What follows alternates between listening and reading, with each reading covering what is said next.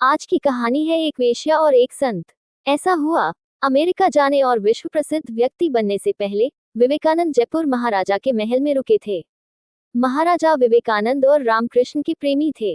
महाराजाओं की तरह जब विवेकानंद अपने महल में रहने के लिए आए तो उन्होंने एक महान उत्सव का आयोजन किया और उन्होंने वेश्याओं को स्वागत में नाचने गाने के लिए बुलाया।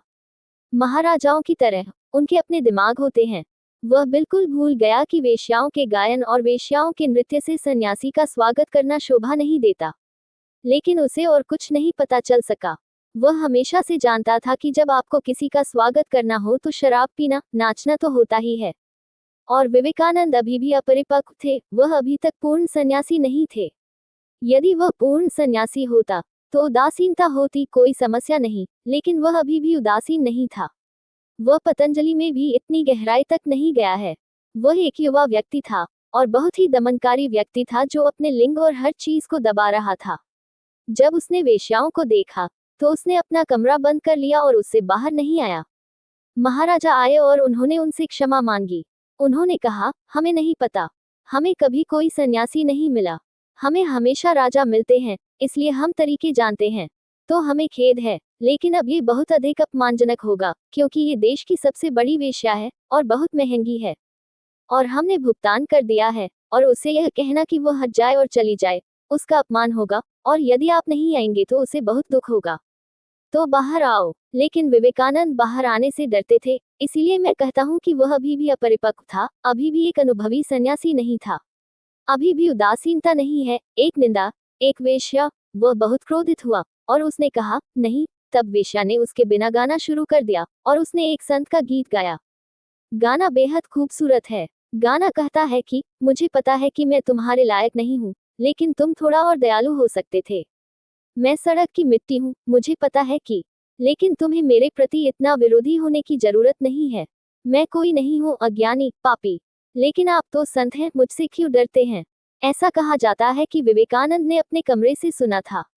वेश्या रो रही थी और गा रही थी, और उसे महसूस हुआ, उसे पूरी स्थिति का एहसास हुआ कि वह क्या कर रहा है। यह अपरिपक्व है, बचकाना है। वह क्यों डरता है? डर तभी मौजूद होता है जब आप आकर्षित होते हैं। यदि आप महिलाओं के प्रति आकर्षित हैं तो आप महिलाओं से डरेंगे। यदि आप आकर्षित नहीं हैं, तो भय गायब हो जाता है। डर क्या है? बिना किसी विरोध के उदासीनता आती है। उसने दरवाजा खोला। वह अपने आप को रोक नहीं सका, वह वेश्या से हार गया था। वेश्या विजयी हो गई, उसे बाहर आना पड़ा। वह आया और बैठ गया, और उसने अपनी डायरी में लिखा कि परमात्मा द्वारा मुझे एक नया रहस्योद्घाटन दिया गया है। मुझे डर था, अवश्य ही मेरे अंदर कोई वासना होगी, इसलिए मैं डर गया था।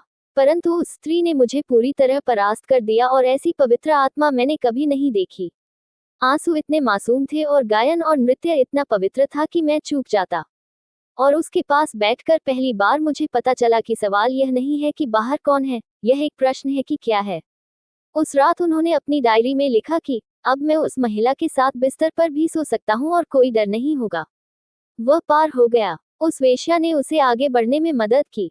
ये एक चमत्कार है। रामकृष्ण मदद नहीं कर सके और एक वेश्या ने उनकी मदद की। इसलिए कोई नहीं जानता कि मदद कहाँ से मिलेगी।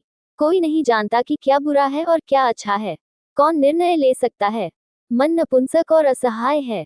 इसलिए कोई भी वृत्ति मत अपनाओ, यही उदासीन होने का अर्थ है।